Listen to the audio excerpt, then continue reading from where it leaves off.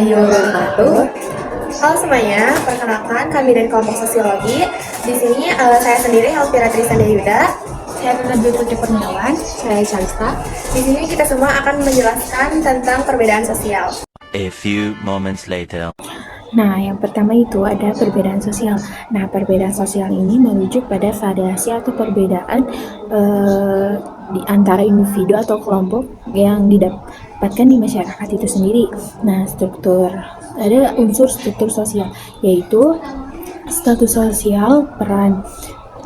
Di sini peran itu adalah sesuatu rangkaian harapan, tanggung jawab, atau perilaku yang diharapkan oleh seseorang sesuai dengan status sosial yang didapatkannya di masyarakat itu sendiri.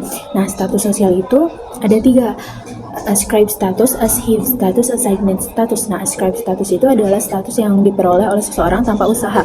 Nah, contohnya itu adalah keturunan bangsawan, itu termasuk ke dalam ascribed status. Achieved status adalah status sosial yang didapatkan oleh seseorang sesuai dengan usaha yang dimilikinya, sesuai dengan usahanya itu sendiri.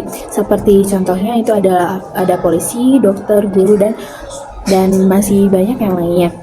Nah, itu termasuk ke dalam achieved status, karena itu diperoleh dengan usaha mereka itu sendiri. Lalu di sini yang ketiga ini ada assigned status. Nah, assigned status itu adalah status sosial yang diberikan oleh seseorang atau orang-orang tertentu, seperti halnya presiden, lalu ada ketua organisasi. Nah, itu termasuk ke dalam assigned status karena mereka itu dipilih oleh anggotanya atau rakyatnya. Nah, lalu perbedaan sosial juga ada faktor geografis. Nah, dari faktor geografis ini ada letak geografis, iklim, topografis, dan sumber daya alam. A few moments later. Diferensi sosial adalah perbedaan antar anggota masyarakat secara horizontal. Maksudnya, perbedaan ini memiliki derajat dan tingkatan yang sama. Diferensi sosial memiliki ciri-ciri. Yang pertama ada ciri fisik. Ciri fisik membedakan seseorang berdasarkan fisiknya, seperti bentuk rambut, warna kulit, warna mata, dan lain sebagainya. Yang kedua ada ciri sosial. Ciri sosial membedakan masyarakat berdasarkan perannya, yang seperti profesi, pekerjaan, atau mata pencaharian. Dan yang ketiga ada ciri budaya. Ciri budaya membedakan seseorang berdasarkan budaya, dan ada macam-macam diferensi sosial. Yang pertama ada jenis kelamin. Jenis kelamin tergolong diferensi sosial karena tidak menunjukkan ada perbedaan tingkatan atau dapat dibedakan secara horizontal. Yang kedua ada klan. Klan yang dimaksud diferensi sosial itu suatu kesatuan antar anggota yang memiliki hubungan kekerabatan, seperti patrilineal itu mirip ayah, matrilineal itu mirip mama, dan bilateral itu tidak mirip ayah ataupun mama. Yang ketiga ada suku bangsa. Suku bangsa terbentuk atas kesadaran individu, ditandai dengan adanya kesatuan pada karakteristik, pola pikir, asal-usul, dan kebudayaan. Yang keempat ada ras. Setiap individu memiliki ras setiap individu lahir dari orang tua yang memiliki ras tertentu, seperti yang mempunyai ciri fisik, sifatnya yang khas. Karena setiap individu itu unik, jadi kita tidak bisa menilai bahwa ras tertentu itu lebih baik daripada ras lainnya. Yang kelima ada agama. Agama tidak dikatakan ada perbedaan tingkatan, atau tidak menjadi faktor bahwa setiap individu itu memiliki derajat yang lebih tinggi atau lebih rendah dari yang agamanya yang dianut. Yang terakhir ada profesi. Profesi di masyarakat itu memiliki perannya masing-masing. Nah, jadi yang ketiga itu ada stratifikasi sosial. Nah, stratifikasi sosial itu adalah fenomena di mana individu cenderung mempertahankan status sosial mereka sepanjang hidup mereka, baik tinggi maupun rendah. Nah, lalu ada dasar stratifikasi sosial.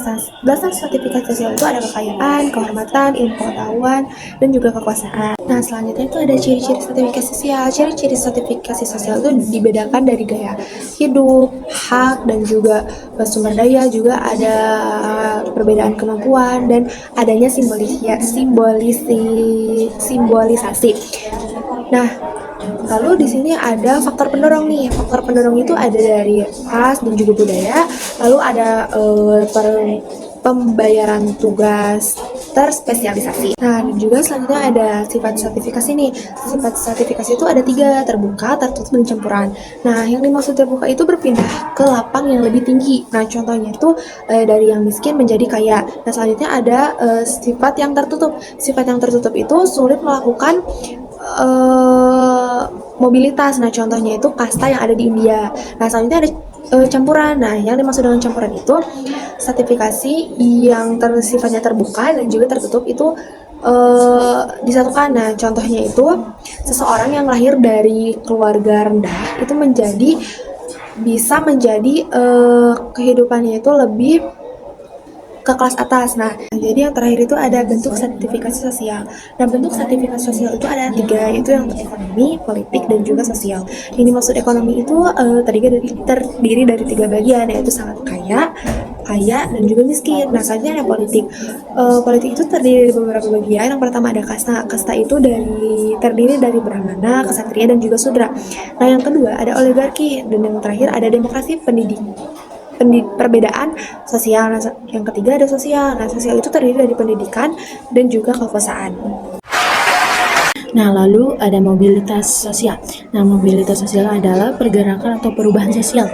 Nah, ada 4 mobilitas, yaitu mobilitas vertikal, mobilitas horizontal, lalu mobilitas intragenerasional, lalu mobilitas antar generasi. Nah, mobilitas vertikal itu ada naik dan turun. Nah, mobilitas vertikal naik itu ketika seseorang mengalami peningkatan status sosial, seperti promosi di tempat kerja atau peningkatan pendidikan. Lalu ada mobilitas vertikal turun ketika seseorang mengalami penurunan status sosial, misalnya kehilangan pekerjaan atau penurunan ekonomi. Nah, lalu yang kedua itu ada mobilitas horizontal, yaitu ketika seseorang berpindah ke posisi wilayah yang berbeda, tetapi tanpa perubahan status sosial, seperti pindah pekerjaan dengan jabatan setara atau perpindahan tempat tinggal. Nah, lalu yang ketiga itu ada mobilitas intergenerasional, mobilitas yang terjadi dalam satu generasi atau sepanjang kehidupan seseorang. Misalnya seseorang yang merintis karir dari bawah hingga mencapai posisi puncak atau posisi kesuksesannya.